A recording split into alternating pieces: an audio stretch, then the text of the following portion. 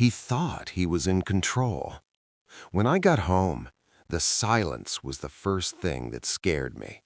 The house, too quiet. No toys on the floor, no laughter, no little footsteps running down the hallway. And then I realized my son wasn't there.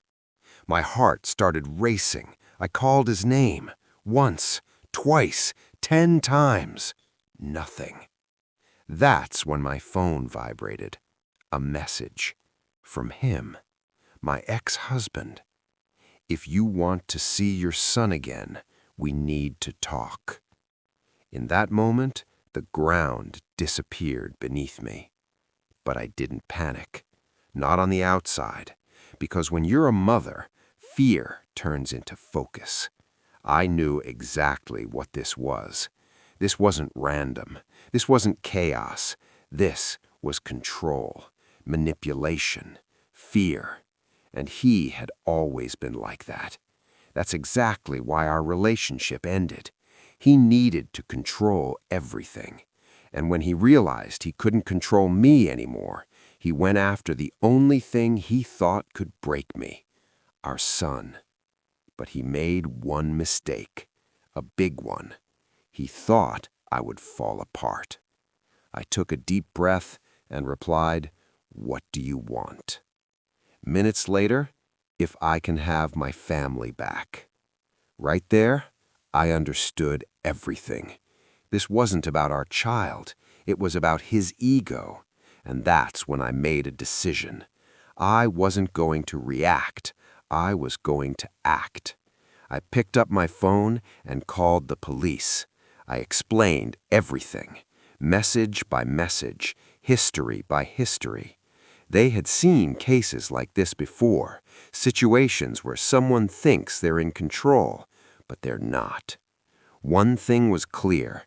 Time mattered. I couldn't confront him directly, not yet, so I did exactly what he expected. I played along. I replied, "Let's talk." He sent the location.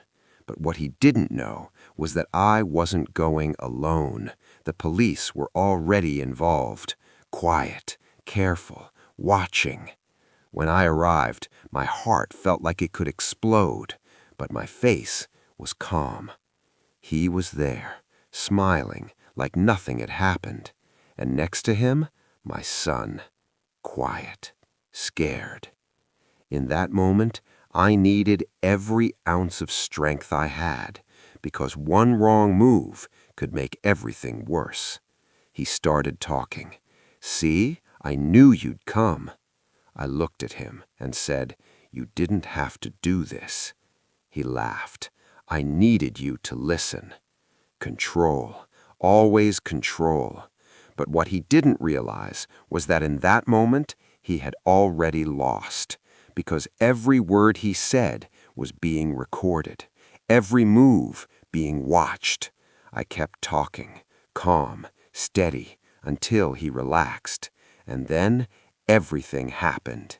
In seconds, the police moved in, fast, precise, no room for reaction. He didn't even have time to understand. My son was taken out safely, and in that moment, I finally breathed.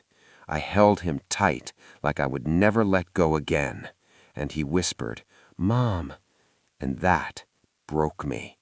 But it wasn't the end. Days later came the most important part, justice. With all the evidence, messages, records, he had no way out.